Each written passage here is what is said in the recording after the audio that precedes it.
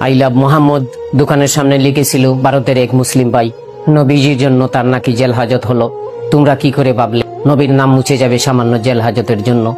আমরা 1800 মিলিয়ন ভাই মুসলিম পরিবারে জন্মে নিজেকে ভাবি ধন্য। 1800 মিলিয়ন মানুষ অনুসরণ করি নবীর দেখানো পথ। সেখানে কি দুই একজন মৃত্যুদণ্ড দিয়ে কিভাবে মুছবে পৃথিবীর বুকে নাম মোহাম্মদ? মোহাম্মদ সাল্লাল্লাহু আলাইহি সাল্লামকে অসম্মান করলে আল্লাহ কাউকে দিবেন না ছেড়ে। অতীতেও বলেছিল ধ্বংস বিনা লাভ হবে না মুসলিমের বিরুদ্ধে বেড়ে। নবীজির আদর্শ প্রতিটা মুসলিমের বুকে কূটনীতিক করার আগে একবার ভাবা উচিত ছিল তোমাদেরকে কে প্রিয় নবীর নাম উচ্চারণ করতে কে বা সাহস দিল? আমাকেও জেল হাজত দিয়েন পারলে। আই লাভ ইউ মোহাম্মদ বলবো ভিডিওর শেষে। আপনারাও বলে যাবেন কমেন্টে এসে I love Mohammad, I love Mohammad, I love Mohammad.